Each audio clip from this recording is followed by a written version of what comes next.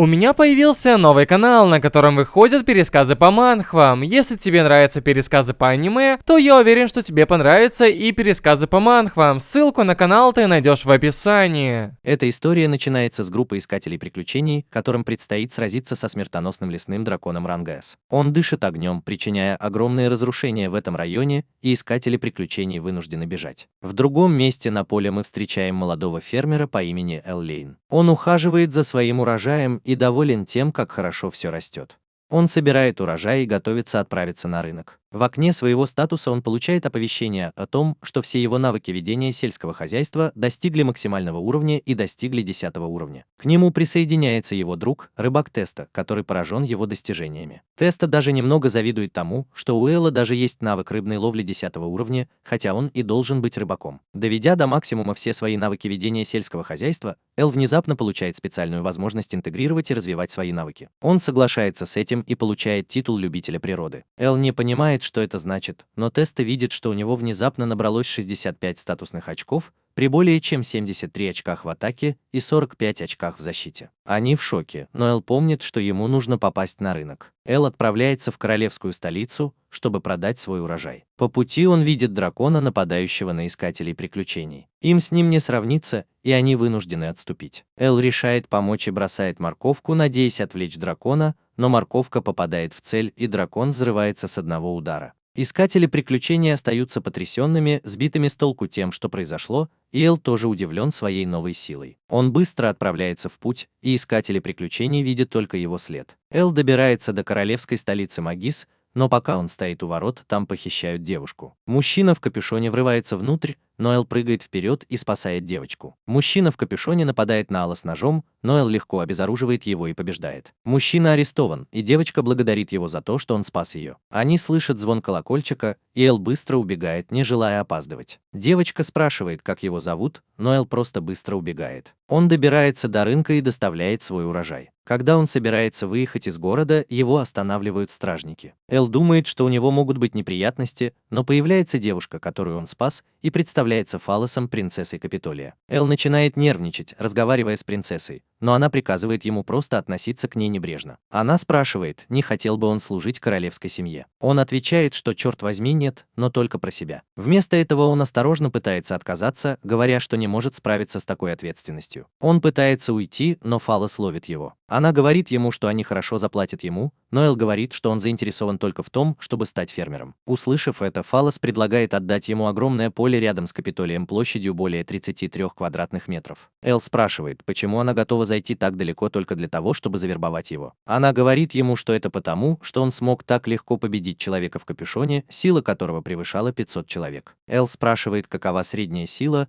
и Фалос объясняет, что средний человек обладает силой около 50, авантюристы около 130, рыцари до 600, а легендарный герой 1000. Фалос просит показать его статус, но Эл знает, что он не может ей этого показать. Искатели приключений возвращаются и сообщают, что лесной дракон потерпел поражение. Однако они не знают, кто это сделал, знают только, что там была повозка. Услышав сообщение, Фалос заподозрил, что это был Эл, но пока они отвлеклись, Эл быстро сбежал. Несмотря на это, Фалос по-прежнему полон решимости завербовать его. Внезапно охранник сообщает Фалосу, что ее призывают вернуться во дворец. Поступило сообщение о том, что к столице приближается большой рой монстров. Это самые разные монстры, такие как орки, драконы и големы. Они идут из адской зоны, что шокирует короля, потому что лидер адской зоны, король демонов, был убит героем, и они заключили мирный договор с демонами. Мы познакомились с офицером Сесилом. Он высказал предположение, что не все демоны довольны мирным пактом, особенно первый генерал короля демонов Ромео Ван Дет. Он подозревает, что они узнали о том, что герой скончался,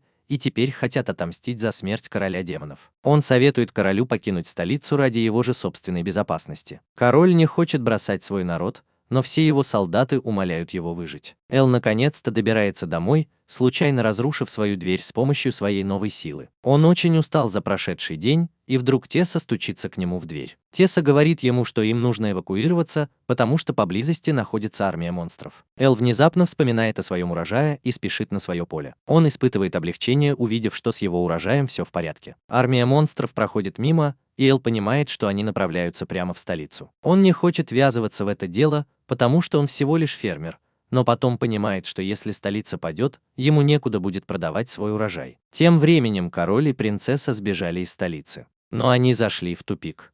На короля внезапно обрушивается взрыв энергии.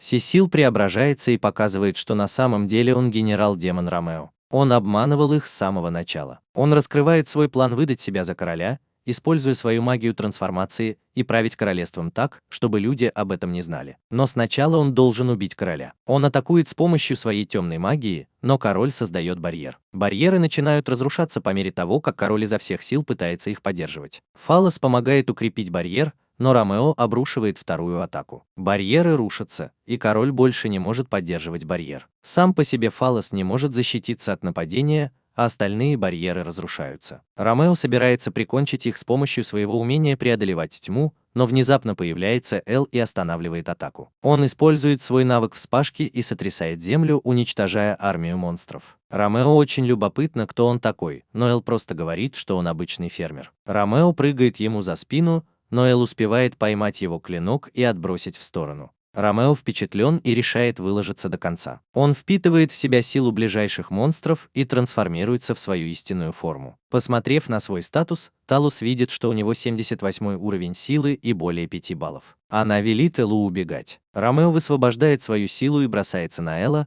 но Эл отвечает своим собственным ударом, и Ромео терпит поражение. Монстры шокированы одним единственным ударом, и все быстро убегают. Они возвращаются во дворец, и король благодарит его за то, что он победил Ромео и спас им жизни. Но Эл просто говорит, что сделал это потому, что хотел защитить свой урожай. Король просит его послужить стране, но Эл отказывается, говоря, что он всего лишь хочет быть фермером. Король предлагает сделать его военачальником или любым другим титулом, который он пожелает, но Эл по-прежнему полон решимости быть просто фермером. В качестве награды Фалос решает отдать Элу поле площадью 33 квадратных метра рядом с королевством, но при условии, что он зарегистрируется как искатель приключений, чтобы иногда помогать королевству. Эл согласен с этой сделкой, но когда он идет проверить поле, то обнаруживает перед собой полную пустошь, понимая, что Фалос обманул его. На следующий день Эл исследует Капитолий с помощью Фалоса и поражается разнообразию продуктов питания. Эл спрашивает ее, как она может просто прогуляться по Капитолию, но она говорит ему, что во дворце ее заменяет горничная. И она использует волшебную заколку для волос, которая мешает людям узнавать ее. Фалос приводит Элла в гильдию авантюристов, и их сразу же встречает глава гильдии, до которого дошли слухи о силе Элла. Он ведет Элла к стойке регистрации, где они знакомятся с секретаршей по имени Хелен. Внезапно у Элла громко урчит в животе, так что они должны принести ему немного еды. Хелен испекла для него восхитительный пирог, и они продолжили беседу. Она спрашивает Элла, почему он хочет стать искателем приключений,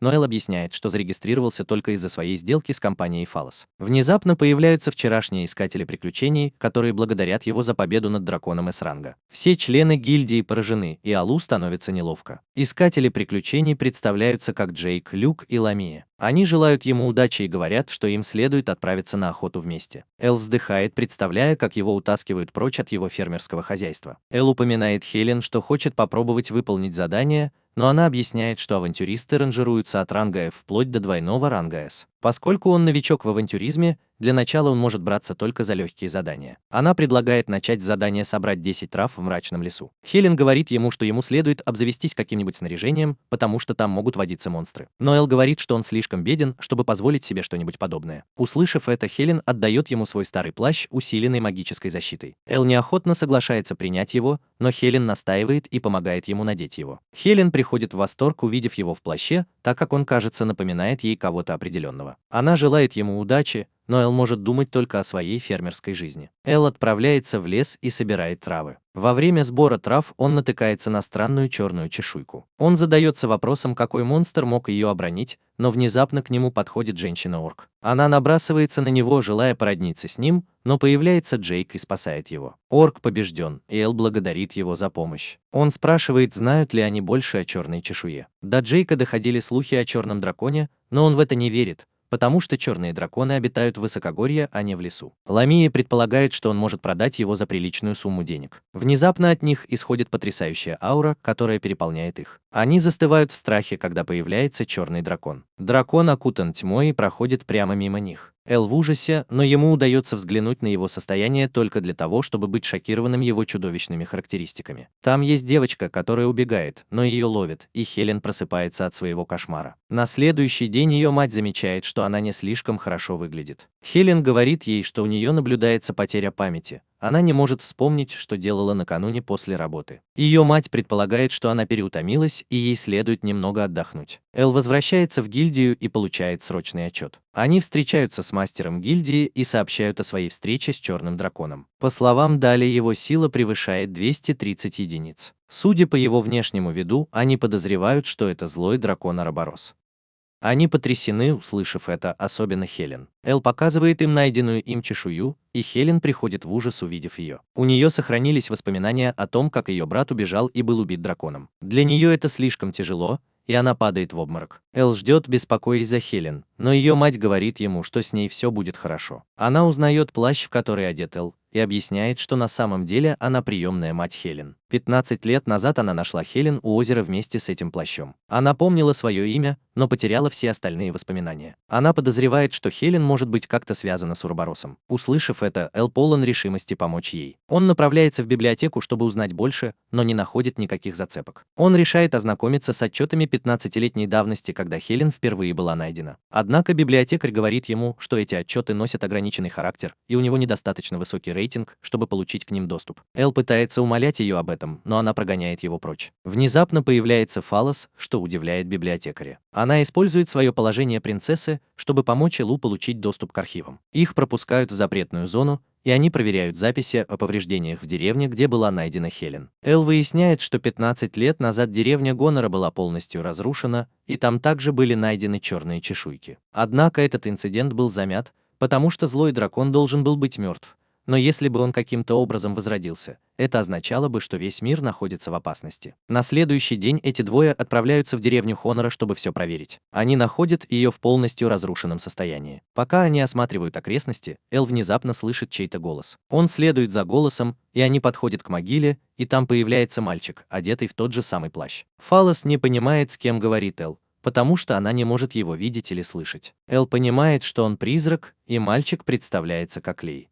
Мальчик рад, что наконец-то нашел кого-то, кто может его видеть, и замечает, что на Эле такой же плащ, как и на нем. Эл упоминает, как он получил его от Хелен, и Лей тоже рада это слышать, открывая, что он ее брат. Он упоминает, что этот плащ был подарком его отца и был волшебным образом зачарован. Эл надевает плащ на Фалос, заставляя ее впасть в панику и покраснеть, находясь так близко к Хёль. Однако это позволяет ей увидеть Лея, и она приходит в ужас от его призрачного облика. Лей продолжает объяснять, что Хелен была единственной выжившей в деревне и говорит, что она в опасности. У меня возникает воспоминание о событиях 15-летней давности. Хелен зовет Лея пообедать, пока он тренируется с мечом, но спотыкается и падает. Хелен беспокоится за него, но Лей хочет стать воином. Внезапно надвигаются темные тучи, и с неба проливается огненный дождь. Они спешат обратно в деревню, но только для того, чтобы обнаружить, что она горит и разрушена. Черный дракон приземляется на землю, издавая ужасающий рев. Маленький ребенок противостоит ему и бросает в него камень. Дракон может говорить, и ему кажется возмутительным, что мальчик может противостоять ему. Дракон питается их страхом и уничтожает любого, у кого есть надежда. Он открывает свою пасть, собирая темную энергию, и мальчик приходит в ужас. Хелен и Лей наблюдают за ним издалека,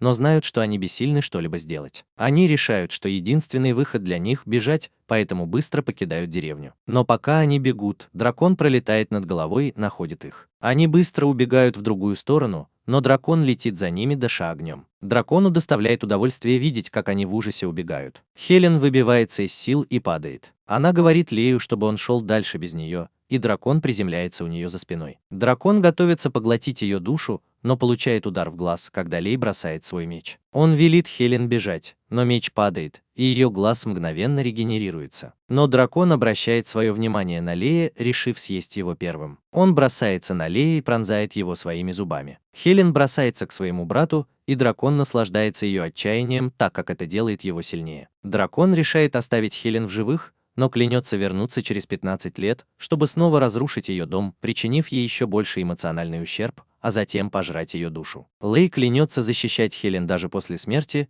и, услышав это, дракон решает привязать свою душу к этому месту, чтобы он мог стать свидетелем ее мрачной судьбы. После этого дракон исчезает, а Лей исчезает. Возвращаясь в настоящее, Лей объясняет, что дракон всегда оставляет одного выжившего, чтобы они могли распространить эту историю и посеять еще больше страха. И когда он проснется, он выследит этого человека и повторит весь цикл. Лей умоляет Элла помочь защитить Хелен, но он говорит, что дракон слишком силен. Но Лей упоминает, что дракон съел его душу только тогда, когда он впал в отчаяние. Он верит, что они могут использовать силу, противоположную отчаянию, чтобы уменьшить силу дракона. Лей просит Элла помочь ему передать сообщение своей сестре, и Эл быстро уходит, неся на бегу Фалос с собой. Они очень спешат, потому что сегодня исполняется ровно 15 лет с момента предыдущего нападения дракона. Фалос смущается, когда его несут как мешок, и просит Элла понести ее на руках. Но он говорит, что это самый быстрый способ бега, которому он научился, будучи фермером. Они добираются обратно в город, и, к счастью, дракон еще не появился. Фалос называет Алла чудовищем за то, что он так с ней обошелся, но в то же время поражается его огромной выносливости. Эти двое идут разными путями.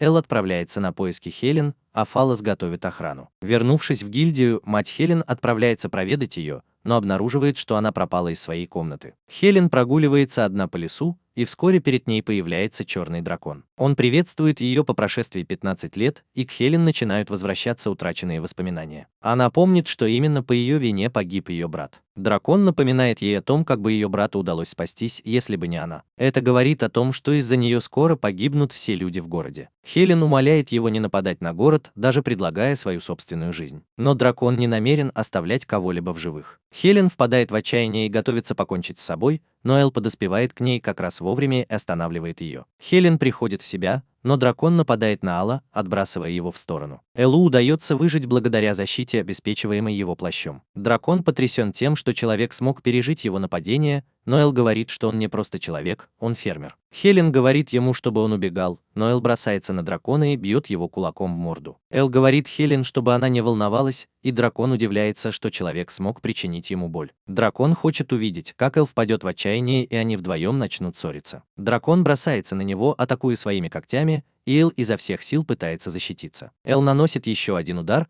но дракон обрушивает на него свое разрушительное пламя. Алла отбрасывает в сторону, и Хелен говорит ему, чтобы он оставил ее, не желая, чтобы из-за нее умирали еще какие-то люди. Но Эл говорит ей, что это не ее вина. Он рассказывает ей о том, как познакомился с ее братом. Ее брат знал, что она будет винить себя, когда к ней вернется память, поэтому он попросил Элла передать ей, что он не винит ее в своей смерти. Он гордится тем, что защитил свою сестру, и желает ей счастливой жизни для них обоих. Эл вселяет в нее надежду, и сила дракона начинает ослабевать. Дракон проклинает Алла и бросается на них, но Эл способен одолеть ослабевшего дракона, победив его одним ударом кулака. Эл наконец-то может расслабиться, но как раз в тот момент, когда он победил дракона, Хелен внезапно наносит ему удар ножом. Эл приходит в замешательство и пытается схватить зелье, но сопротивляется и роняет его. Хелен снова нападает на него, и Эл едва увертывается. Эл пытается спросить ее, что происходит, но Хелен бросается на него, чтобы прикончить. Но внезапно на пути у нее появляется крыло. Появляется священный дракон Мираж и показывает, что Хелен одержима злым драконом. Святой дракон исцеляет Элла и наделяет его своими способностями,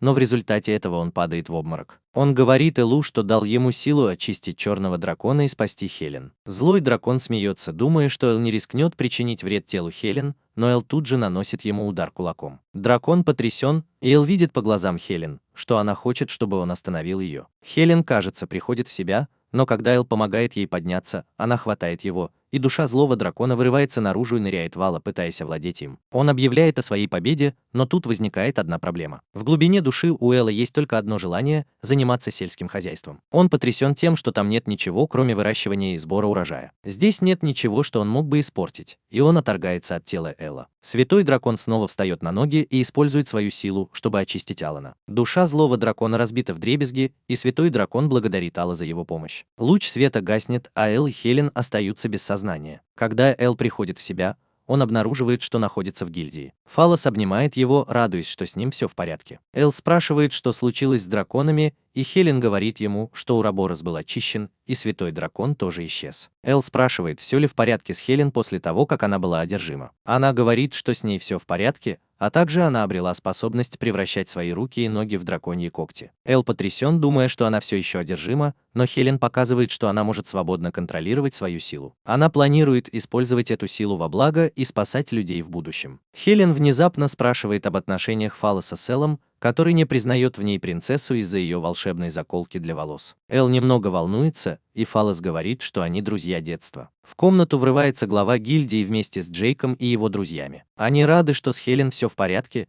и поражены тем, что Эл победил злого дракона. Они задаются вопросом, как дворец вознаградит Эла за победу над драконом, и Фалос клянется, что получит огромную награду, почти случайно раскрыв ее личность. Они устраивают вечеринку, чтобы отпраздновать победу Эла. Люк дразнит Эла за то, что он не выпил с ними, но Фалос может читать его мысли, зная, что Эл думает о том, чтобы собрать урожай картошки утром, и говорит ему, что ему следует расслабиться. Хелен демонстрирует всем свою новую силу, и они наслаждаются проведенным вечером. На следующее утро Теса помогает Элу собирать урожай. Он поражен тем, что Эл может управлять двумя отдельными фермами. Внезапно мимо пробегает почтальон Рикс и доставляет Элу письмо. Это письмо от его отца, в котором говорится, что они давненько его не видели и ему следует навестить их. Эл находится в противоречивом состоянии, потому что он занят слишком большим количеством заданий от гильдии. Вернувшись в Капо, Эл проходит мимо лотка с помидорами. Он поражен их формой и цветом. Когда он откусывает кусочек, он приходит в шок, находя его очень вкусным. Он спрашивает, кто его произвел, и узнает, что они родом с фермы в городке под названием Лалукас. Владелец магазина говорит ему, что их секрет заключается в том, что они используют специальное удобрение. Эл умчался прочь. Прибыв в гильдию, он говорит Хелен, что ему нужно взять отгул в гильдии, что приводит ее в панику. Но Эл говорит, что ему нужно съездить в Лулугас, навестить свою семью и посмотреть на эти помидоры. Он спрашивает, не могли бы какие-нибудь другие авантюристы прикрыть его поиски. И Хелен говорит ему, что она может прикрыть его, показывая, что она тоже стала авантюристкой благодаря своим способностям. За пределами гильдии он натыкается на Фалос. Она хочет сопровождать Эла в его поисках, но он рассказывает ей о своем плане навестить своих родителей. Она приходит в восторг и решает последовать за ним, желая встретиться и поблагодарить его родителей. Элу не удается удержать ее, и он просто быстро убегает. Эл прогуливается по джунглям, приходя в возбуждение при мысли о помидорах. Внезапно появляется орк, но он выглядит вполне дружелюбно. Сова помнит, что орки-самцы дружелюбно относятся к парням, но оказывается, что ей хочется погрызть кость. Сова бросается на утек, но ее ловят, и орк пытается поступить с ней по-своему. Но орк терпит поражение, и Эл знакомится с молодой девушкой с голубыми волосами. Эл получил травму от этой встречи и объясняет это тем, что орк нападает на него уже во второй раз. Девочка говорит ему, что в лесу опасно, но Эл говорит ей, что он еще и искатель приключений. Девочка представляется как Рури, и они выясняют, что оба направляются в Леогас. Они решают отправиться в путешествие вместе, но Эл беспокоится, можно ли ей путешествовать с мужчиной, так как им придется провести вместе ночь в дикой природе. Рури шутит о том, что отрубит ему голову, если он попытается что-нибудь сделать, но говорит, что она не волнуется, потому что она некрасивая. Но Эл говорит, что она симпатичная и ей это льстит. Они продолжают свой путь и вдруг чувствуют опасность. Но на самом деле это всего лишь письмо Рика, который доставляет Элу еще одно письмо. Это письмо от его матери, и Эл рассказывает Рори, что на самом деле он получал их целую тонну, так что именно поэтому он едет туда навестить своих родителей. Но на самом деле он собирается найти это специальное удобрение. А затем он начинает разглагольствовать о помидорах, и у Ри начинает болеть голова. Эл расспрашивает Ри о ее семье, интересуясь, беспокоились ли они о том, что она была искательницей приключений в полном одиночестве. Но Ри говорит, что никто не будет о ней беспокоиться. Ри меняет тему разговора и решает, что им следует разбить лагерь. Она достает из своей сумки палатку, и Эл поражается, как много всего может поместиться в такой маленькой сумке. Эл хочет побольше узнать об этой сумке, и Рури говорит ему, что это семейная реликвия, оставленная ее предком. Эл задается вопросом, кто же был ее предком, но внезапно у него урчит в животе, и они останавливаются, чтобы приготовить немного еды. Эл поражен стряпнёй Рури и хвалит ее за то, как она использует ингредиенты. Затем он спрашивает ее, почему она направляется в Лулугас. Она рассказывает, что собирается пройти обучение. До нее дошли слухи о появлении демонов, так что она собирается провести расследование. Эл задается вопросом, почему она делает что-то настолько опасное, и она рассказывает, что на самом деле она потомок великого героя, который убил короля демонов. Эл поражен, узнав об этом, но все равно беспокоится за нее, потому что она девочка, которая делает это в полном одиночестве. Рури замирает и удивляется, что кто-то действительно беспокоится за нее и благодарит его за заботу. Они решают немного отдохнуть, а Эл предпочитает спать на улице на полу. Рури предлагает ему разделить с ней палатку, говоря, что она ему доверяет, но Эл считает это неуместным. Рури упоминает, что там могут быть еще орки, и Эл быстро меняет свое мнение. Эл удивлен, что у Рури есть 2 комплекта простыней. Она говорит ему, что мечтает о том, чтобы кто-нибудь из друзей поболтал с ней до тех пор, пока они не заснут. Эл решает помочь осуществить ее мечту, но в итоге она сразу же засыпает. Пока она спит, Рай нападает на Алла, и у него выдалась беспокойная ночь. Утром они добираются до больницы, и Ри задается вопросом, как же Эл получил травму. Эл отыгрывается на этом, и они въезжают в город. Они прощаются, но Ри говорит ему, что ей понравилось путешествовать с ним, и она хочет присоединиться к нему снова. Эл просит ее сопровождать его до тех пор, пока он не вернется в Капитолий, и она с радостью соглашается. Она рисует ему карту и просит найти ее, когда он будет готов вернуться. Рури расспрашивает всех вокруг о демонах, но никто ничего не слышал. Внезапно она слышит крик, и там появляется девочка, которая утверждает, что ее сестру похитил демон. Она говорит Рори, что ее сестру забрали в лес призраков, и Рори быстро отправляется на ее поиски, но там есть мужчина, который наблюдает за ней издалека. Тем временем Эл отправляется навестить своих родителей. Когда он собирается позвонить в колокольчик, дверь распахивается, и на него набрасывается мать. Она вне себя от радости, увидев его, и в конце концов душит его в своих объятиях. Эл изо всех сил пытается дышать, но его мать не отпускает его. Появляется его отец и бьет его кулаком в лицо, думая, что он что-то делает со своей женой, но потом понимает, что это был всего лишь его сын. Его жена приходит в ярость, тащит его обратно в дом и наказывает. Они ужинают, и мать кормит Элла вкусной едой, в то время как его отец продолжает подвергаться наказанию. Эл сравнивает приготовленную еду с приготовленной Рури, и его матери вдруг становится интересно узнать, является ли она его девушкой. Его отец говорит ему, что ему следует жениться и завести детей, но жена ломает ему хребет, говоря, что Эл слишком молод для этого. Эл объясняет, что Рури была той, с кем он только что познакомился, и его мать приносит извинения за то, что сделала поспешные выводы. Позже отец Элла спрашивает его о его бизнесе, и Эл говорит ему, что он приехал сюда за удобрениями. Его отец указывает на своей карте, где он может их найти, но затем спрашивает Элла о отмеченном месте. Эл говорит ему, что это тот самый отель, в котором остановилась Рури, но его отец не помнит, чтобы в этом месте был какой-то отель. Затем Эл расспрашивает своего отца о демонах, но тот ничего об этом не слышал. Его отец говорит ему, что пора ложиться спать, и Эл быстро крадет кровать своего отца, говоря, что он не может вернуться в свою комнату, потому что там его ждет мать. На следующий день Эл забирает удобрение и решает навестить Рури. Но вдруг Эл слышит крики и вбегает в толпу. Этот мужчина говорит, что на него напал демон, но говорит, что ему удалось спастись благодаря девушке с голубыми волосами. Эл спрашивает, где он находится, и быстро убегает, чтобы найти Ри. Мужчина встает на ноги, и по щелчку пальца толпа и отель оказываются иллюзией. Эл бежит по лесу в поисках Ри, но находит девушку, с которой Ри встречалась раньше, подвергшуюся нападению демона. Эл легко уничтожает демона, и когда девочка благодарит его, она тоже превращается в демона и нападает на него. Но внезапно появляется Рури и спасает его. Она говорит ему, что лес полон этих демонов, но именно в этот момент появляется мужчина из прошлого, который представился Локи и показал, что он демон. Его забавляет, как Рури так легко обманули, когда никто в городе не видел никаких демонов, называя ее недостойной быть героем. Рури задается вопросом, почему Алла втянули в это дело, когда он должен был просто охотиться за ней. Но Локи говорит, что Эл на самом деле важнее ее, потому что он в одиночку победил генерала демонов Ромео и злого дракона. Эл понимает, что он один из союзников демона, но Локи говорит, что они даже не были на его уровне. Рори бросается на него, но он легко уклоняется и контратакует. Эл бросается к Рури и применяет к ней свою целительную магию. Локи удивлен этой способностью и сожалеет, что не связался с Аллом первым по счету. Рури приносит извинения Элу и говорит, что она ему не равня. Но Эл говорит ей, чтобы она не волновалась, потому что он фермер. Он бросается на Локи, но его отбрасывают прочь. Эл продолжает свою атаку, но его швыряют на землю. Там образовалась огромная воронка, и Эл едва удерживается на ногах, но он снова вскакивает и умудряется нанести удар по Локи. Локи отвечает своим собственным ударом, наполненным темной энергией, который отбрасывает Элла в сторону. Когда Эл падает, его упаковка вскрывается. Раны Локи начинают заживать, и он видит, что другие демоны не могли сравниться с Эллом. Эл тоже накладывает исцеление на себя и снова встает на ноги. Локи готов положить всему конец, но Эл спрашивает, почему он нацелился именно на него. Локи объясняет, что он охотится за всеми, кто может представлять угрозу его планам на будущее. Помимо Элла и Рури, он также охотится за Хелен, потому что она унаследовала способности злого дракона. Эл удивлен, узнав, что Хелен стала его мишенью. Затем Локи рассказывает о Рури, которая должна получить благословение Святого Бога в качестве следующего героя, но она не смогла использовать ни одной силы Святого Бога. Он решает положить всему этому конец и призывает своих демонов-червей. Эл и Рури борются с червями, и Рури говорит Элу, чтобы он убирался восвояси. Но Эл отказывается и борется с червями, говоря, что хочет быть лучшим фермером, и что он не смог бы жить с самим собой, если бы просто бросил ее.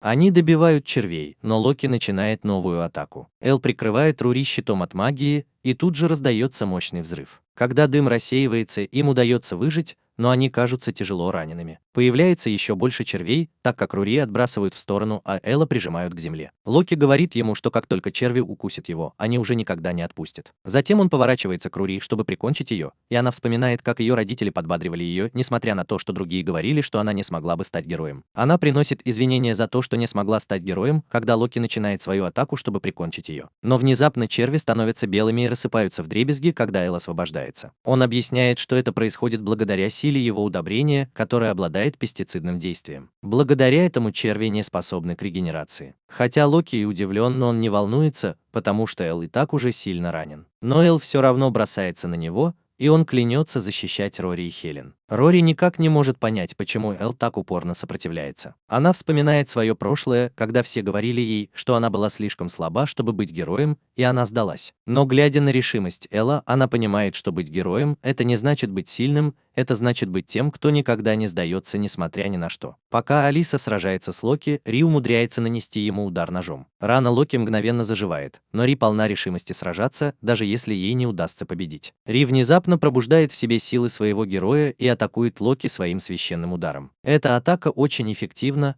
и вслед за ней Ри наносит еще один удар, который прикончит его. Ри благодарит Элла за то, что он помог ей осознать, что значит быть героем, но Эл падает в обморок от изнеможения. Пока он спит у нее на коленях, Ри признается, что влюблена в него по уши. Наступает ночь, и Эл наконец просыпается. У них возникает неловкий момент, и Рори еще раз благодарит Элла, но в конце концов ему становится неловко. Они решают вернуться в город, но по дороге вдруг слышат странный звук. Эл задается вопросом, может ли Локи быть все еще жив. Звук становится все громче, и Рури пугается, говоря, что она не может справиться с призраками. Это голос, который зовет Элла, и оказывается, что это его мать ищет его. Эл понимает, что это его мать, и не желая, чтобы его застукали с Рури, он говорит, что им следует бежать как можно скорее. Он подхватывает ее на руки и быстро убегает. Эл испытывает облегчение, когда они уходят, и Рури смеется над ним, видя, что он чего-то боится, и Эл может только представить себе, как выглядит его мать. В конце концов они возвращаются в город и испытывают шок, когда обнаруживают, что отеля там больше нет, понимая, что это была иллюзия Локи. Рури находит другое место для ночлега, и Эл говорит ей, что на следующий день он возвращается в Капитолий. Когда Эл возвращается домой, он вспоминает тот случай, когда он вышел поиграть с тёсой, не сказав об этом родителям, и его мать пришла искать его. Они боялись попасть в беду, поэтому пробрались домой, но когда он вернулся, она ждала его у двери. Эл задается вопросом, может ли она каким-то образом телепортироваться. Когда Эл возвращается в дом, его мать снова ждет его там. Он пытается избежать встречи с ней, но она внезапно появляется у него за спиной. Эл приходит в ужас и убегает. Он пробегает прямо мимо своего отца в его комнату, что приводит его отца в панику, так как он остается один на один со своей матерью. На следующий день его мать умоляет его не уходить. У Элла нет выбора, и он говорит, что возненавидит ее, если она будет так себя вести, и она немедленно приносит свои извинения. Эл отправляется на встречу с Рури, и они возвращаются в Капитолий. Тем временем, вернувшись в Капитолий, Фалос эмоционально прощается со своим отцом-королем и приносит извинения за то, что подвел ее. Эл и Рури возвращаются в гильдию, и Хелен начинает ревновать Рури к отношениям с Эллом, даже проявляя свои демонические способности. На следующий день в поле мальчик собирает какие-то фрукты, но Эл ловит его. Рури и Хелен приезжают помочь ему на ферме, но Эл злится на мальчика. Девочки удивлены, что Эл так разозлился, но его просто раздражает, что его фрукты были собраны до того, как они были готовы к сбору урожая, и он кричит на мальчика. Мальчик извиняется, и у него урчит в животе. Эл вместо этого дает ему капусту, и мальчик просто обалдевает. Вкус капусты доводит мальчика до слез, и он радостно убегает. Хелен упоминает, что за то время, пока меня не было, произошли нападения чудовищ, в результате которых была заблокирована торговля с другими странами, и повысились цены на продукты питания, что осложнило положение бедных слоев населения. Они внезапно слышат звон колокольчика, сигнализирующий нападение монстра, и быстро направляются к нему на помощь. На море нападает огромный рой монстров, в то время как стражники и искатели приключений изо всех сил пытаются защититься. Хелен демонстрирует свое демоническое преображение и сражается со своими новыми демоническими способностями. Эл бросается в атаку со своей мотыгой и отправляет монстров в полет, но в конце концов их начинает одолевать кажущееся бесконечным количество монстров. Внезапно прибывают рыцари из королевства Антисбург, угрожая монстрам уйти, иначе они столкнутся с гневом своего святого меча Левитина. Все монстры отступают и отступают, в то время как Эл удивляется, что у них есть меч, который может отражать атаки монстров. Позже той же ночью Эл полирует свою верную мотыгу, а Фалос навещает его, чтобы попрощаться. Эл не понимает, что она имеет в виду, и она говорит ему, что больше не вернется. Их встреча обрывается на полуслове, так как ее горничная говорит ей, что пора уходить. Она благодарит его за все, и Эл остается в замешательстве. Через несколько дней монстры перестали нападать, и все вернулось в нормальное русло. Элла навещают маленький мальчик и его мать. Мать приносит извинения за своего сына и говорит Эллу, что если ему когда-нибудь понадобится портной, он может навестить ее в городе. В конце концов, они покупают у Эллы еще овощей, и когда они уходят, Эл внезапно удивляется внешнему виду Рика. Эл получает еще одно письмо от своей матери, и Рикс также дает ему копию газеты, которая шокирует его, когда он читает ее. В гильдии Хелен и Рай тоже просматривают эту газету. Они узнают, что Фалос выходит замуж за принца Андисбургского. Хелен задается вопросом, не является ли это политическим браком для того, чтобы заставить кого-то защищать свою страну. Рай находит странным, что монстры отступили от рыцарей, потому что монстры не должны понимать человеческих слов. Внезапно появляется Эл и велит им прочесть его письмо. Оно заполнено словами его матери о том, что она его любит, и Эл смущается и рвет его на части. Он протягивает им еще одну страницу, и девочки читают отчет его матери о нападениях монстров. Она слышала о нападениях и провела собственное расследование, чтобы убедиться, что Эл в безопасности, но в итоге выяснила, что священный меч Антисберга — это всего лишь обычный меч без каких-либо особых способностей. Девочки в шоке от того, как она могла об этом узнать, но Эл говорит им, чтобы они продолжали читать дальше. Они узнают, что его мать смогла разобраться в этом, потому что раньше она была командиром теневых марионеток. Они внезапно приходят в шок, услышав о теневых марионетках, но Эл понятия не имеет, что это значит. Они говорят ему, что теневые марионетки — это самая элитная группа шпионов, способных раскрыть любую тайну. Эл был потрясен, услышав это о своей матери, и они продолжают читать дальше. Оказывается, монстры были вызваны демоном в Антисбурге,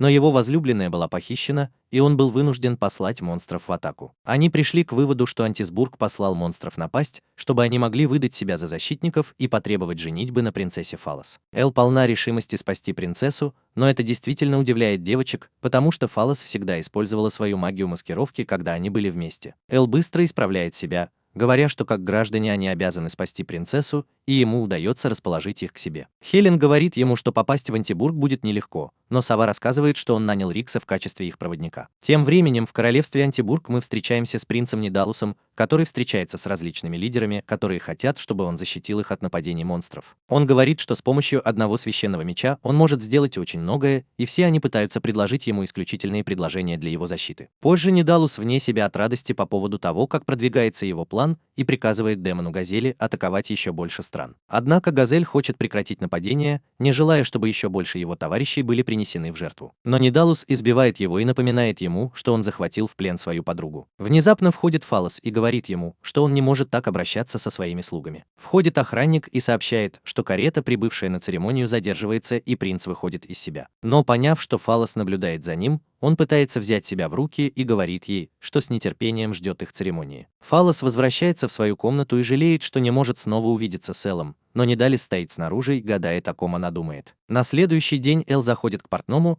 чтобы забрать несколько нарядов, и обещает принести им побольше овощей. Эл присоединяется к остальным, и Рикс рассказывает им о своем плане. Он велит им выдать себя за торговцев для участия в церемонии, проникнуть внутрь и найти заложника, в то время как он будет собирать монстров, чтобы они могли разоблачить священный меч принца Нидала как подделку. Хелен недоумевает, как он может собирать монстров, а Рикс рассказывает, что на самом деле он демон. Все они в шоке, и Рикс объясняет, что он тоже является членом группы теневых марионеток и был взят к себе матерью Элла, когда он был маленьким. Он показывает, что существует довольно много демонов, которые смешиваются с людьми, и, по-видимому, демон, которому угрожают. Влюбился в человеческую девушку, но оказался в руках принца. Эл клянется, что они спасут всех и каждого, и они приступают к выполнению своей миссии. Они прибывают в Андерсбург и успешно преодолевают ворота. Эл уверенно справляется с их маскировкой, выдавая себя за фермеров, но на девочек это не производит большого впечатления. Они обсуждают свой план, который состоит в том, чтобы проникнуть в замок и спасти возлюбленную Газели, а затем отвезти ее в церковь, чтобы заставить Газель признаться, что сила Святого Меча поддельная. Как только Эл направляется к замку, его тут же останавливает стражник. Он говорит, что доставляет овощи в замок, полагая, что его план надежен.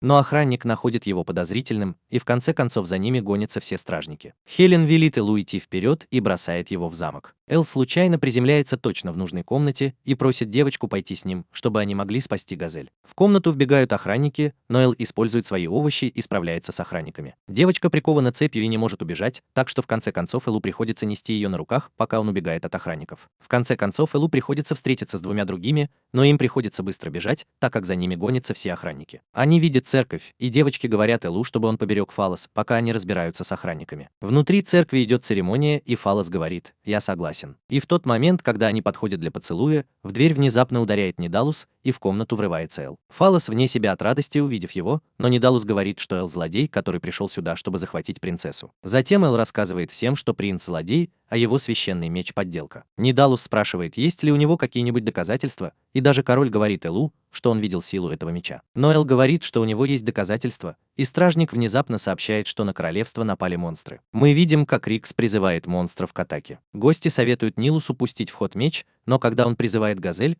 он видит, как тот воссоединяется со своей возлюбленной. Рикс приносит принцу священный меч, но он не решается схватить его. Эл говорит, что это подделка, и бросает его в монстра, который уничтожает его одним укусом. После этого Газель открывает правду всем желающим. Он управляет монстрами с помощью демонической флейты и говорит, что принц шантажировал его, чтобы он послал монстров нападать на другие страны. Король спрашивает Нидала о правде, но тот только смеется и говорит, что они поняли это слишком поздно, и он уже послал огромный рой монстров атаковать Капитолий. Газель в замешательстве, потому что он никогда не отдавал такой команды, но Ниталус говорит, что ты можешь заманить монстров внутрь, просто разложив туши монстров. Ниталус злорадствует, говоря, что уже слишком поздно, но тут врываются Рори и Хелен и говорят, что столица так легко не падет. После их последней схватки с монстрами, стражники и искатели приключений попросили Рори переучить их. Мы видим, как они удерживают свои позиции в борьбе с монстрами. Король плачет от благодарности, а Эл говорит Фаллосу, что ей не нужно выходить замуж. В комнату врываются стражники, и Ниталус приказывает им схватить незваных гостей. Но все они бросают оружие,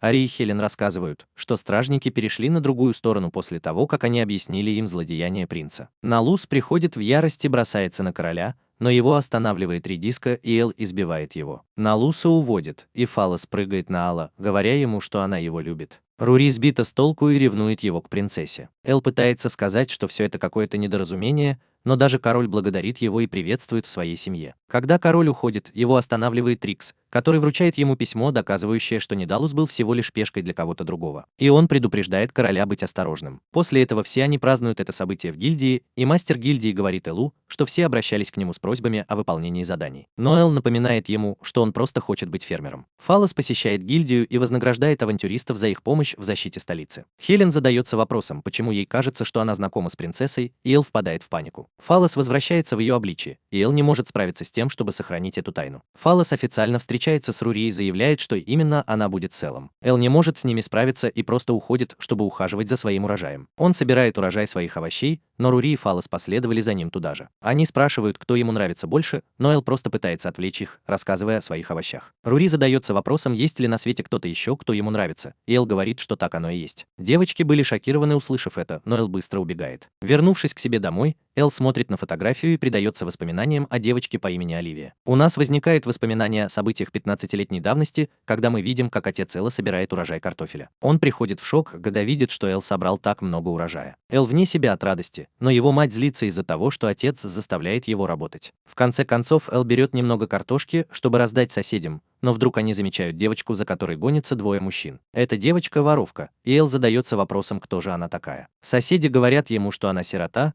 живет в горах, и мужчины хотят ее продать. Девочка укусила мужчину и вырвалась на свободу. Она пробегает прямо мимо, хватает корзину с картошкой, убегает. Девочка набивает себе рот картошкой, но Эл находит ее. Она убегает, но замечает, что у Элла есть еда, и он говорит ей, что картофель лучше варить в супе. Она его боится, но Эл оставляет суп позади, и она не может устоять перед этим. В течение следующих нескольких дней Эл продолжает приносить ей еду, и в конце концов она дождется его, и у них появится возможность поговорить. Она представилась Оливии и была поражена тем, что Эл выращивает такую вкусную еду. У Элла вдруг заурчало в животе, и она предложила поделиться бутербродом. Но Оливию внезапно схватили двое мужчин, и они приготовились продать ее. Эл говорит, что она перестала воровать, но мужчины говорят ему, что им нужно возместить свои убытки. Эл умоляет их отпустить ее, говоря, что он вернет все, что она украла. Однако мужчины ему не верят и отказываются. Но тут появляется отец Эллы и узнает о сложившейся ситуации. Он предлагает мужчинам в качестве компенсации риса на 3 месяца вперед, и они с радостью соглашаются и уходят. Эл задается вопросом, все ли с ними будет в порядке, но его отец беспокоится о том, что скажет его мать. Он предполагает, что в ближайшие несколько месяцев им придется сократить потребление продуктов питания. Лидия возвращает украденную ею картошку, а отец Элис высказывает предположение, что им не помешали бы дополнительные рабочие руки на ферме. Эл с радостью соглашается и приглашает Оливию пожить с ними на ферме, и она вне себя от радости. 2 года спустя Оливия помогает на ферме вместе с совой. Она хочет отдохнуть, но сове очень нравится заниматься сельским хозяйством. Он говорит ей, чтобы она играла с другими детьми, но она говорит, что хочет быть только с ним. Внезапно к Тесе подбегает Теса, за которой гонятся какие-то пчелы-убийцы. Но мать Элла легко отбивается от них всех, разрезая их на куски. Его мать говорит ему, что они направляются в Капитолий подыскивать новый дом. Эл считает это странным, потому что в их доме все в полном порядке, но родители велят ему присматривать за фермой, пока их не будет. Его родители уезжают, и Эл спрашивает Теста, почему за ним гонялись пчелы, хотя в этом районе их быть не должно. Теста раскрывает карту и говорит, что неподалеку в лесу спрятано огромное сокровище. В лесу обычно бывает опасно, но так как все пчелы исчезли, Теста предполагает, что они могут найти это сокровище. Эл приходит к убеждению, и Оливия просит его пойти с ней, но Эл говорит ей, что это может быть опасно, и он оставляет ее одну. По пути Эл задается вопросом, почему Оливия всегда цепляется за него. Думая, что ей следует подружиться с другими детьми, Теса рассказывает, что над Оливией действительно издеваются, когда она остается одна. Эл потрясен, услышав это, и понимает, что именно по этой причине его родители искали новый дом. Они вдвоем добираются до места, указанного на карте, наступают на камень, за которым открывается гора, и падают внутрь. Они осматриваются вокруг и находят табличку, в которой ничего не понимают. Как только Эл прикасается к ней, она начинает светиться, и все вокруг погружается во тьму. Появляется огромный зверь, и Элла пожирают. Происходит извержение вулкана, извергающего огненный дождь, и когда Эл просыпается, он видит Оливию, но внезапно чувствует острую боль в груди. Входит Теса, и Эл задается вопросом, что же произошло в лесу. Они выходят на улицу и обнаруживают, что все вокруг разрушено и покрыто пеплом. Мост на выезде из города тоже разрушен, так что у них нет никакой возможности получить помощь из столицы. Продовольствие распределяется по нормам, но его не хватает даже на то, чтобы объехать город. Эл проверяет ферму на предмет наличия продуктов питания, но все они были уничтожены. Эл внезапно снова чувствует боль и падает на землю, но он все еще беспокоится о том, чтобы найти еду для Оливии. Позже той же ночью Оливия пробирается в палатку старейшины, чтобы украсть еду. Но она помнит, как Эл умолял дать ей второй шанс и говорил ей, что ему нравится видеть, как люди наслаждаются его овощами, поэтому ей удается остановить себя. На следующий день Оливия смешивает их еду вместе и отдает все это Элу. Эл спрашивает, почему еды здесь больше, чем обычно, и она лжет ему, говоря, что помощь прибыла из Капитолия. Эл очень рад, а Оливия говорит, что ей не терпится поскорее съесть ту еду, которую он вырастет. В последующие дни Оливия продолжает давать Элу свою еду, и в конце концов она теряет сознание, думая о нем. Сова задается вопросом, куда подевалась Оливия, а Теста вбегает в комнату и сообщает Элу, что они нашли тело Оливии. Теста говорит ему, что она умирает с голоду, но Эл приходит в замешательство, думая, что они получили помощь из Капитолия. Теста говорит ему, что они даже не получали известий из Капитолия, и Эл понимает, что Оливия сделала для него. Эл оплакивает ее и винит себя в ее смерти. Эл помнит о своем обещании выращивать для нее овощи и возвращается к работе. Однажды после того, как он подстрелил дракона, Эл натыкается на девушку, лежащую на земле без сознания, и в конце концов забирает ее к себе домой. Когда Эл просыпается, он видит, что девочка встала, и она спрашивает, как она сюда попала, и задается вопросом, не похитил ли он ее. Эл пытается объяснить, что он не суфий и просто волновался, когда нашел ее. Девочка объясняет, что направлялась в гильдию, чтобы выполнить задание, и Эл предлагает отвезти ее туда. Эл представляется, и девочка говорит, что ее зовут Линия. Позже Ри приходит в гости, но, увидев Линию, приходит в замешательство. Увидев, что она одета в совиную одежду, Ри неправильно все понимает и убегает, плача и называя его придурком. В конце концов, они оказываются в гильдии, где Хелен выслушивает просьбу Линии. Она говорит, что в ее городе происходит что-то странное, но ей трудно это объяснить. Хелен считает эту просьбу слишком расплывчатой, но в конце концов Эл соглашается на это задание. Когда Линея рассказывает, что она родом из города Галия, Эл приходит в шок. Он теряет самообладание, потому что Галия известна тем, что у нее самая лучшая спаржа в мире, и он не может дождаться, когда поедет туда. Они готовятся отправиться в путь, но Линия в замешательстве, в то время как Эл так мил с ней. Она думает, что у него должны быть какие-то скрытые мотивы, потому что ее отец учил ее, что мужчины похожи на волков. Пытается уверить ее Эл, и хотя она по-прежнему считает его немного суеверным, она решает довериться ему. А тем временем Рури наблюдает за происходящим и начинает ревновать. Их подвозят к Галии, но по дороге за ними гонится орк. Эл приходит в бешенство, но водитель не слишком беспокоится. Но когда он оглядывается назад, за ними гонится целая орда, и Эл испытывает эмоциональный ущерб от своих прошлых столкновений. Когда Эл просыпается, он замечает, что на нем надет кулон. Ления говорит ему, что этот кулон помогает успокоить нервы. Они добираются до города, и когда проезжают через него, Элу кажется странным, что охранники держат в руках швабры. На рынке Эл видит прилавок и быстро заказывает шашлык из спаржи. Пока она готовится, Эл пытается спросить, не заметил ли этот мужчина чего-нибудь странного. Мужчина говорит, что все в порядке, и отдает Элу свою еду, но она полностью подгорела. Эл приходит в замешательство, но потом понимает, что этот мужчина ведет себя странно. Тележка внезапно опрокидывается, и когда Эл проверяет, как там этот мужчина, он тоже ведет себя странно. Элла внезапно подхватывают на руки и уносят прочь. Позже Эл навещает дом Линии. Ее семья владеет магазином подвесок, и она думает, что именно благодаря этим подвескам она не ведет себя странно, как остальные горожане. Эл спрашивает, где ее родители, но она отвечает ему, что они пропали без вести, когда началась аномалия. Все горожане ведут себя как сумасшедшие и не могут нормально общаться. Появляется хозяин города, и Эл считает за честь познакомиться с человеком, который положил начало революции в области спаржи. Он также носит кулон, и Эл расспрашивает его об этом городе. Господь говорит ему, что это долгая история, и приглашает его на ужин. Но Элла снова подхватывают на руки и уносят прочь. Позже они посещают дом Господа и присоединяются к нему за ужином. Эл расспрашивает о городе, но Господь внезапно приказывает своим стражникам окружить Алла. В одно мгновение Эл способен одолеть всех стражников. Он бросается на лорда, но Линия встает у него на пути. Господь открывает нам, что Линия работает на него, и мы видим, что в него вселился демон. Демон открывает нам, что он вложил свою силу в кристалл и поместил его в статую богини в городе, чтобы он мог контролировать всех и каждого. Он планирует проделать то же самое со столицей. После того, как он услышал о том, что Эл победил генерала демонов и злого дракона, он планировал вложить кристалл в тело Элла и взять столицу под свой контроль. Линнея рассказывает, что у нее не было выбора, потому что ее родители были взяты в заложники. Когда демон готовится вложить кристалл в Алла, он бросает светошумовую гранату, которая, кажется, ничего не дает, но раздается взрыв, и статуя богини разрушается. Демон в замешательстве от того, что произошло, и Эл объясняет, что вспышка была всего лишь сигналом для его друзей. Демон в шоке, потому что Линия шпионила за ним все это время, но Эл рассказывает, что когда он увлекся в городе, на самом деле это были Рури и Хелен. Они даже спасли родителей Линии. Эл говорит ему, что все кончено, но демон берет лорда в заложники. Эл использует силу спаржи и насильно кормит лорда.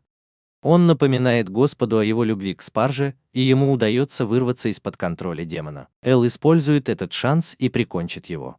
Линия благодарит его за помощь и целует, к большому разочарованию Рури. Она заявляет, что когда она станет старше, она найдет его и завоюет его расположение. Эл остается ошеломленным и направляется обратно в Капитолий. После этого Эл возвращается к уходу за своим полем, а Рори, Хелен и Фалос помогают ему в этом. Фалос замечает подвески, которые достались Хелен и Рори, и начинает ревновать. Она хочет снова признаться Элу во всем, но Рори напоминает ей, что они хотят дать Элу немного свободы действий. Внезапно они слышат, как Эл кричит. Он приходит в отчаяние, обнаружив, что среди его посевов проросли сорняки. Это надоедливый сорняк, который высасывает все питательные вещества из окружающих посевов. Он пришел в ярость, обнаружив, что под его наблюдением выросло так много растений. Хелен забавляет тот факт, что сорняки представляют собой большую угрозу, чем демоны, с которыми он столкнулся. Они направляются в город, чтобы продать свои овощи. Они пользуются большой популярностью, и даже король приходит сюда переодетым. Король задается вопросом, когда же Эл возьмет Фалос в жены, но Эл избегает этой темы. Король говорит ему, что подарит ему еще больше сельскохозяйственных угодий и новые сельскохозяйственные орудия труда. Эл представляет себе эти орудия труда и не может удержаться от соблазна. Рури пытается остановить его, и Фалос бросает в нее картофелину, но в итоге Эл вырубается. Эл видит ангельскую фигуру, пытающуюся заговорить с ним, но вскоре он просыпается. Они продают все овощи, и у Элла появляется злобный взгляд, когда он думает об уничтожении сорняков. Он забегает в магазин Рика и демонстрирует гербицид, с помощью которого собирается уничтожить сорняки. Они вдруг видят, как какие-то мужчины захватывают девушку, чтобы продать ее. Эл подходит к ним и легко вырубает двух мужчин. Третий парень убегает, а девушка оказывается демоном. Девушка напугана, но Рикс узнает в ней Юрию и показывает ей, что он тоже демон. Рикс рассказывает, что Юрия – дочь повелителя демонов. Юрия умоляет их о помощи, чтобы спасти демонов, и рассказывает, что ее сопровождающий Вольфи внезапно сказал ей, что она не в безопасности. Затем он открыл портал и отослал ее прочь. Она хочет вернуться и спасти демонов, но Рик говорит, что территория демонов находится по другую сторону океана, и путешествие на лодке займет не менее 3 дней. Эл берется за эту работу и передает свой пестицид Риксу, чтобы тот мог присматривать за своим урожаем. Эл говорит им, что у него есть более быстрый способ добраться туда, и в конце концов ему приходится нести Юрию на руках, когда он бежит по воде. Юрия приходит в ярость и просит его остановиться, но Эл говорит, что они утонут, если он остановится. В конце концов они добираются до территории демонов, и Юрия благодарна судьбе за то, что они добрались туда так быстро. Внезапно появляется долина и начинает нападать на них. Элу удается остановить атаку, но долина продолжает атаковать своей магией и даже стреляет в Юрию. Элу удается подобраться к нему сзади и вырубить его. Юрия никак не может понять, почему он напал на нее. Вэлли встает на ноги и бросается в новую атаку, но внезапно появляется мать Элла и вырубает его. Она рассказывает, что получила известие от Рика и пришла убедиться, что с ним все в порядке. Они вместе отправляются в путь и прибывают в замок повелителя демонов. Они обнаруживают, что все охранники мертвы, и Эл задается вопросом, что же произошло. Его мать считает, что ими управляли, чтобы они сражались друг с другом, точно так же, как, по-видимому, управляли Альвольфи. Юрия вбегает в тронный зал и находит своего отца лежащим на земле. Эл находит охранника, который все еще жив, и рассказывает, что там была девочка. Он внезапно предупреждает Урию, так как мать Алла пытается напасть на нее, но Эл останавливает ее. Эл может с уверенностью сказать, что она ему не мать, потому что его настоящая мать обняла бы его так крепко, что у него задрожали бы кости, как только она его увидела. Она поражена тем, что он смог разглядеть ее идеальную маскировку насквозь. Она возвращается в свой истинный облик, и выясняется, что на самом деле она Оливия. Элис потрясена тем, что она все еще жива, вспоминая тот момент, когда он стал свидетелем ее смерти, и Оливия показывает, что она жива благодаря силе злого бога. Она демонстрирует свою силу, нападая на мочевину, но Эл ныряет, и ему удается спасти ее. Раздается огромный порез, раздается взрыв, а когда пыль рассеивается, оказывается, что всю гору сдуло ветром. Оливия удивлена тем, что Элу удалось увернуться от ее атаки, и говорит, что это должно быть потому, что в его теле тоже заключена сила злого бога. Эл не понимает, что она имеет в виду, и Оливия объясняет, что навык его любителя природы, который повысил все его характеристики, на самом деле является навыком злого бога. Эл не верит в это, потому что он никогда не встречался со злым богом, но Оливия говорит ему, что он встречался с ним. Она обещает все объяснить, если Эл решит присоединиться к ней. Она говорит ему, что они снова могут жить вместе, и убеждает его в этом с помощью своих очаровательных глаз. Но Юрия окликает его, и он приходит в себя. Лидия получает пощечину за то, что встала у нее на пути, и хватает Юрию за шею. Эл пытается помочь ей, но Лидия останавливает его. Она говорит ему, что если он примет силу злого бога, она может оставить ее в живых. Юрия велит Элу бежать, а Лидии это надоедает, и она решает прикончить ее. Эл освобождается, и прежде чем Оливия успевает напасть, кулоны Элла внезапно активируются, и когда Эл открывает глаза, он обнаруживает, что время застыло. Эл не понимает, что происходит, но ангельская фигура снова появляется перед ним. Она представляется как богиня добра. Она говорит ему, что благодаря тому, что он был бессердечным человеком, она смогла появиться на свет. Она заморозила время с помощью своей силы, но у них осталось совсем немного времени. Она говорит ему, что может уничтожить силу злого бога внутри него и дать ему свою собственную силу, которая позволит ему сражаться. Она берет его за руку и дарует ему свою силу. Она поворачивает время вспять, и прежде чем Лидия успевает напасть на мочевину, Эл активирует свою новую силу. Лидия начинает волноваться, но от этого у нее просто появляется пучок ростков. Все пребывают в замешательстве, и Лидия думает, что это отстойный навык, но он быстро растет, и Лидия цепляется за свои виноградные лозы. Ей удается вырваться на свободу, и она призывает меч. Она бросается на Алла, но он снова использует свою силу, создавая стену из виноградных лоз, чтобы защитить себя. Виноградные лозы снова цепляются за нее, и несмотря на то, что их срезают, они отрастают снова и связывают ее. Вэлли врывается внутрь и атакует, используя свою магию. Он проверяет, как там Юрия, и она рада, что он вернулся к нормальной жизни. Оливия, похоже, не пострадала от нападения и отвечает на него своей собственной магией. Она проскакивает мимо Элла и собирается прикончить его,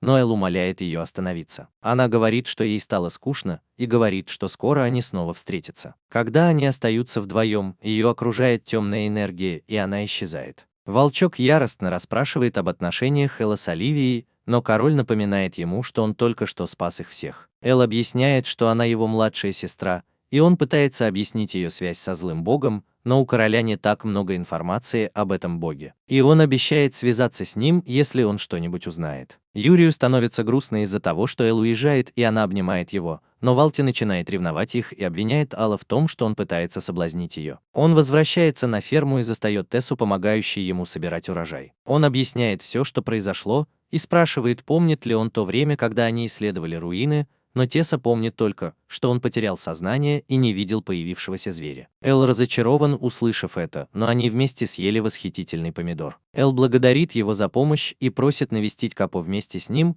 но Таста говорит, что он слишком занят своей рыбалкой. Когда Эл возвращается к Капо, он срезает путь, но в очередной раз привлекает орка. С него хватит, и он решает встретиться с этим лицом к лицу. Он бьет по ней кулаком изо всех сил, но она только сбивается с ног, и Эл испытывает шок. Она снова поднимается на ноги, и Эл бежит, спасая свою жизнь. Его спасают друзья-искатели приключений, и они задаются вопросом, не стал ли он слабее из-за того, что у него все еще возникают проблемы с орками. Эл считает это странным, и они возвращаются в гильдию. Он рассказывает об этом Хелен и Рури, и они недоумевают, как орк мог пережить его удар. Хелен просит посмотреть, в каком состоянии находится Эл, и мы видим, что его подавляющая сила иссякла. Эл понимает, что когда богиня дала ему свою силу, она удалила навык злого бога, который повышал его характеристики. Хелен говорит ему, чтобы он не волновался, потому что он все еще намного сильнее среднестатистического искателя приключений. Появляется Рик и доставляет еще одно письмо от своей матери. Хелен и Рури заглядывают в него, но там есть предупреждение им о том, чтобы сделать шаг в сторону Элла,